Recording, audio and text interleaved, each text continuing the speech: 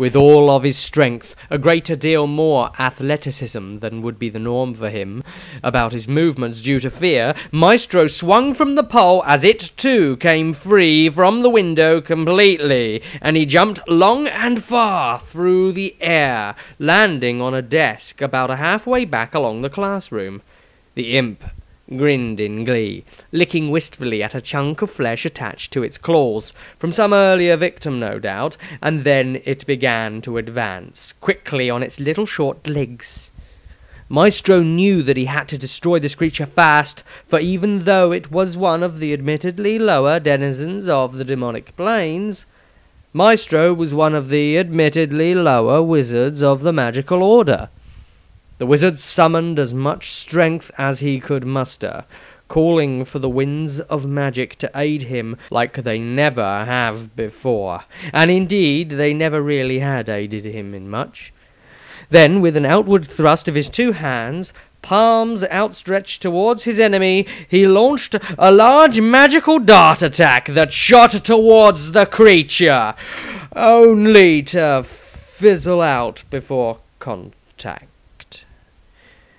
Yes, considered Maestro, that spell needed a little work. He realised he wouldn't even be able to mind dart this foe to simply give it a headache either. Oh, how the imp cackled, which turned into roaring laughter, albeit from an exceedingly high-pitched voice. The imp bent over forwards, slapped its knee, and pointed at the wizard. Maestro at first considered that he had never been so humiliated. Then he remembered some of the other things he had done in the college up until now. Well then, he knew there was nothing else for it. He couldn't fight it head-on, so he would have to choose one of the smallest spells he could think of. Something so diminutive that the imp's Cornite anti-magic essence wouldn't shut it down, nor be considered a threat. Maestro summoned his energy again, this time with his hands weaving the signs behind his back. He concentrated hard to make sure that the icons were weaved correctly, as they were in reverse, but this delay mattered not, as his diminutive foe was still laughing distractedly. Silently the last line of the sound spell was recited. An incredible roaring voice shot out from behind the imp, ending its cruel laughter and wiping all of the humour from its face. The imp began to shiver on the spot, recognizing the sound bellowing behind him. It was so paralyzed with fear that it did not attempt to turn around and face the apparent newcomer. Maestro had heard demons throughout the college halls, but never would he have forgotten the roar and sheer mocking supremacy of a creature he heard bellowing through one of the portals. A bloodthirster of Khorne. This was a creature considered to be the very avatar of its god's presence and will, higher in scale even than that of a mere demon prince. The creature breathed heavily, threateningly. The problem at this time was that while Maestro did have a minor grasp of the demonic tongue, as much as he was allowed to see, he would not be able to have the fake beast talk convincingly to the imp, and of course if the little fellow didn't for one moment believe in the authenticity of proceedings, he might well turn about and see that it was all a trick, that nothing was there. Maestro therefore did the next best thing. He had the pretend bloodthirster address him instead, speaking in a language he did know. Dark Tongue. It began. Little wizard worm, oh how I know your name, Maestro Raphael Ilithysion in the flesh. Maestro feigned an impressed nod of his head at the pretend bloodthirster getting his full title correct. The imp wasn't intelligent enough to pick up on this stupidity. The bloodthirster continued, You are mine, wizard, but you are not yet ready for me. You are still too weak. Your soul is not yet tasty enough. Your belly is not yet fat and suckling enough. But any who would harm you before you are ready for me, they will suffer in a way of my most grandiose design, that which I would restrict to those who have wronged me or offended me in the worst possible way. Blood for the Blood God! The imp frighteningly chimed a response. Skulls for the Skull Throne! A terrifying laugh from the perceived beast made the imp's knees knock together in fright before it bellowed, Now be gone from my sight, lest I flay you and use you for a toothpick to your own flesh. All of you!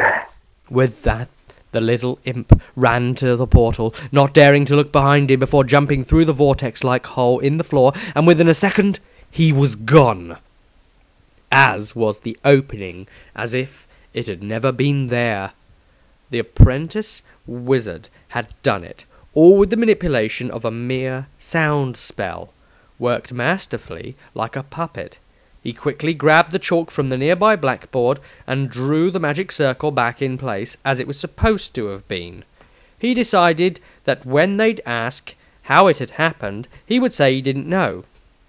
When they'd ask him how he survived an attack from a creature of the demonic plains, he would say it was a Cornite bloodletter.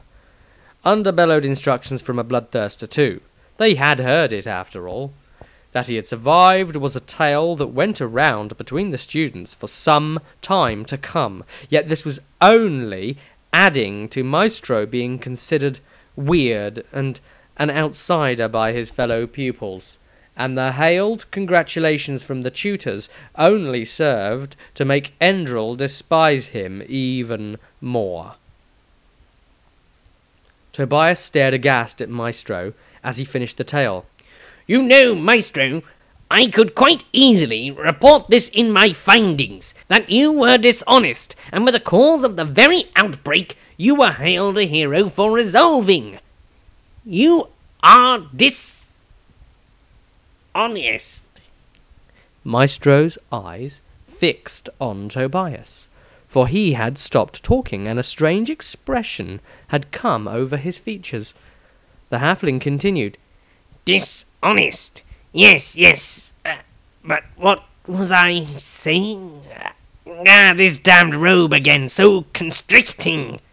Then he pulled the offending garment off once more, revealing his black thieving garb below. Ah, yes, thought Maestro as he looked up at the moons taking to the sky. Tobias has changed into his alter ego again. What a spot of good luck for me. Maestro carefully packed the scholar's robes into his backpack, as he always would when Tobias changed like this. Inside the pack, though, he found another set of celestial robes and a pointy hat. Maestro said aloud, Gosh, is that your spare clothes, Tobias? The halfling stared and concentrated really hard, a look of grim internal conflict on his face as two personalities fought to get to the fore. The scholar's personality had a brief flash of awakening enough for the halfling thief to respond. Oh, that thing. Well, you have been performing very well in your duties. That of an in-betweeny wizard. Maestro helpfully jolted in with, Journeyman? Yes, journeyman, that's what you lot call it. So I planned on giving it to you so that you should at least look the part that you are ready for. I think. Maestro's face lit up. Tobias considered him ready to be called a journeyman at last. How wonderful! He would at least look the part, and perhaps he would get some more respect from people. Then he remembered the reality of the old world, and considered that the defined appearance of a wizard, in fact, caused fear in people, and as Maestro knew all too well, scared people did dangerous things. After all, he was a scared person most of the time, so he'd know. After much research by Maestro and Tobias, the group determined that this new threat, this new Cornite danger, still had the worst to come, and they managed to track down the position of the next shard of the creature's essence. It was somewhere in Altdorf. The mostly ill-fated group decided to take a caravan back to the Empire's capital city. The view was that there would be safety in numbers. Maestro, of course, considered that it also meant more chance of meeting a crank, as he put it, but he also considered that it meant more people to die before him if something terrible were to befall them on the way. The first day of the journey passed without incident. Dieter sat in meditation next to Olga, who just lay listlessly beside him. Dieter rested a hand to the dog's ribs to calm it. Neither enjoyed the peace, as they both felt the fight was where they truly become themselves. The few times Dieter opened his eyes was to spy on his comrades. Maestro split his time between looking through his telescope, presumably trying to understand the future before he really understood the present. Tobias was sat on the back of the caravan writing notes in his book, observations of his journey up to this point. He also kept looking quizzically at the wizard, not remembering giving him the wizard's robes yet, but he was going to anyway, so he didn't concern too much upon it. Sandria fussed over any she thought might be injured, which in this troop of passengers departing from a war-torn land happened to be a fair degree of its patronage. Tordrad still appeared slightly shaken from the events faced in Middenheim and walked slowly alongside, drinking occasionally from his hip flask. Before Dieter could go back to his musings, he, Olga and Tordrad sensed something bad coming in off the wind to the east.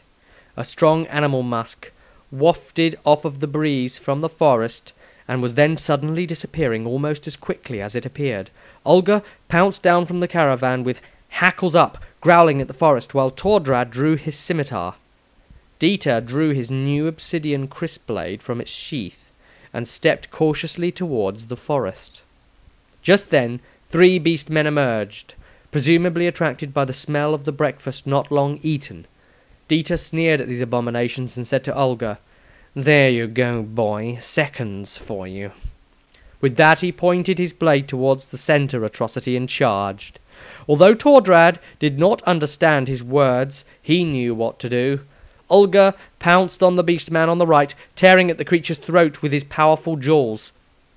Dieter smiled as he heard the offspring of Chaos' scream in a mixture of terror and agony. Dieter dodged the attack from his axe held by the second beast man and slashed at the thing's weapon arm, severing it. Looking at the blade, he felt a familiarity and momentarily saw the world change. He saw in the mist a large figure wielding a long obsidian blade like he himself carried now. The figure turned towards him and extended it fresh from battle towards Dieter, who now was dwarfed by the figure before him. He was dragged out of this sub-memory as the beast man struck him about his skull with his other arm before being impaled on Dieter's sword. The blade glowed momentarily before being wrenched out with a speck of blood on it.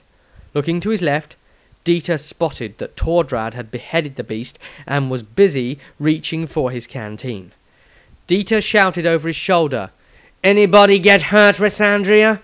"Nothing serious. Maestro just got some magical backlash from a spell he was casting. He will be fine, but please, why are you cutting out their horns? Have these creatures not suffered enough at your hands?" He looked back with eyes of both fire and pity and got back to work on the skulls of the creatures that had attacked them. "This will make them lessen their attacks. This was only a scout force. Besides, I can burn some of the horn to ward off others of their kind. I would rather not fight them every 5 minutes. I know your order is against this kind of thing, but I am also sure that you do not wish to meet more in person before your time." Rysandria replied quietly, "I will meet more as soon as Shalia releases me from the bonds of my duty. Should that be even today, then so be it." The would-be doctor didn't listen. It sounded too preaching for his liking, so he finished carving out the horns and hacked off a leg for Olga to chew on for the rest of the trip and went back to his spot on the caravan. The incense would take some time to prepare,